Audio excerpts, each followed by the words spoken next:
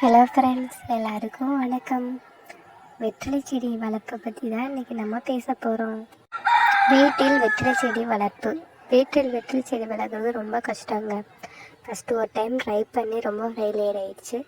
இப்போ வந்து second time try பண்ணி ரொம்ப நல்லா வந்திருக்கு. நான் எதிர்பார்க்காத அளவுக்கு வந்திருக்கு ஃப்ரெண்ட்ஸ். நான் எதிர்பார்க்கவே இல்லை இவ்வளோ அடர்த்தியாக இவ்வளோ கொலைகள் வளரும் அப்படின்னு சொல்லிட்டு. ரொம்ப நல்லாவே வந்திருக்கு.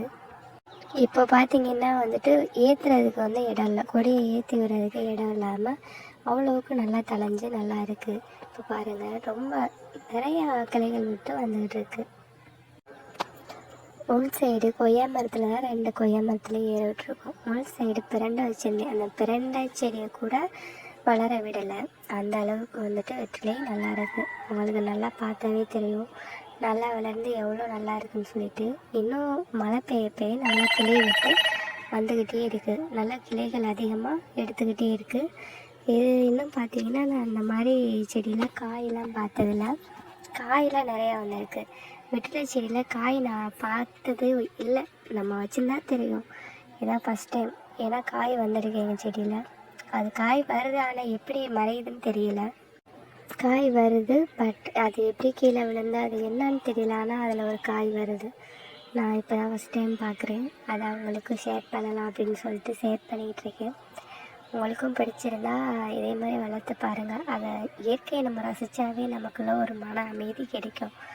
அதே மாதிரி வந்துட்டு செடி வளர்ப்பில் முழு இன்ட்ரெஸ்ட் இருக்கணும். அப்போ தான் நம்மளால் வந்துட்டு முழு கவனம் செலுத்த முடியும். இங்கே பாருங்கள், ஒரு இடத்துல வந்துட்டு வச்சோம், அது கீழே விழுந்த நான் கவனிக்கல. அந்த கிளையில் அப்படியே வேர் விட்டு அந்த வேர் வந்து மண்ணில் அமங்கிறதுனால அந்த வேர் அப்படியே ஒரு செடி ஆயிடுச்சு. பதியம் போட்ட மாதிரி வந்துடுச்சு. புதுசாக முளைச்சி வர்ற மாதிரி நமக்கு பதியம் போட்ட மாதிரி வந்துக்கிட்டு இருக்குது. இதை நம்ம வேறு இடத்துல கூட ஷிஃப்ட் பண்ணிக்கலாம். ஆனால் வந்துட்டு இங்கே இருக்கட்டும், பிரிக்க வேணாம் அப்படின்னு சொல்லிட்டு இங்கே வளரட்டும்னு விட்டாச்சு.